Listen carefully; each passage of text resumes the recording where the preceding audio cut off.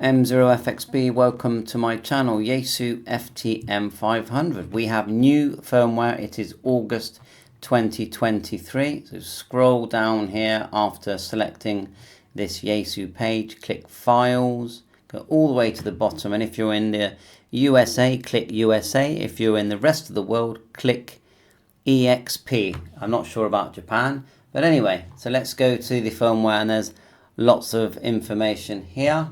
Let's just click this one here, have a quick look. Main firmware is going to be 1.06. At the moment it is 1.02. The DSP is going to be version 07.20, and then I think the sub doesn't change, but maybe I'm wrong, and then C4FM DSP 7.20. We'll do that.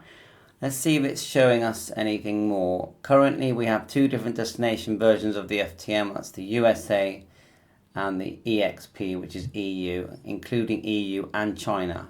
Okay, the firmware version for Japan is different from the USA or the EXP version. Fair enough, and there must be another link for that. So I will provide these links in the description. Is it going to tell us what changes have been made? Looking down here. Fixed APRS time zone bugs, fixed DTMF coding bugs. Yeah, I've heard about that. Other improvements have been made. So not massive changes, but it is a new firmware, and we've never seen a firmware update before. Let's have a quick look at these instructions, and then we'll have a go at actually doing this in a separate video. So there's the upgrade manual. It is telling you to make a backup first, and it does show you how to do that. So let's try it on the radio. Press and hold function.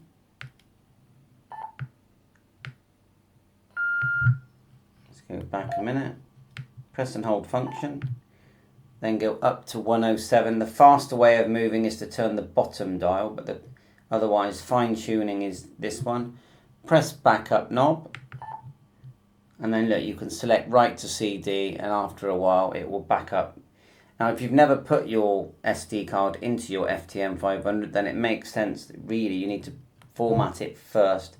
So you would go down to format, push that, and then you would back up after, because when you format, it prepares the SD card and adds the files that are needed for everything, really. Scrolling down, regarding this firmware, how to confirm the firmware version. So if you want to see what version you've got, press and hold function. Turn to 126,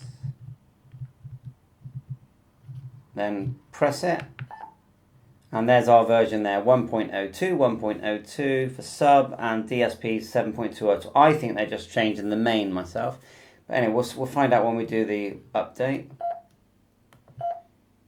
We've gone back, there's a back button bottom right there, if you can't see it, it's there, back button.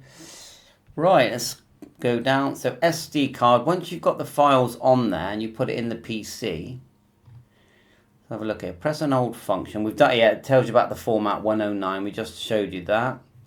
Downloading the firmware should be quite straightforward. Once you've done the format, you'll have these files appear on, you put the SD card in your PC using a USB stick adapter, and you'll see that the files need to be dragged into this folder here that is FTM500 backup and GPS log. You can see where they're showing where to put them, and then it should find them when you put them in the radio. Scroll up, how to update the firmware, turn the transceiver off, insert the card, okay, press and hold the DISP key and the power key, and you get this window here. Insert the SD containing the SFL files, select update and press update. So it should automatically tell you what it's doing, really. To cancel the update, rotate the dial knob to select cancel. Okay, fair enough. Press the dial knob. The firmware version in the FTM500 and microSD memory card are displayed, so everything's displayed. Number 5, rotate the knob to select update and then press dial knob. Confirmation screen is displayed. Press the dial knob to update the firmware.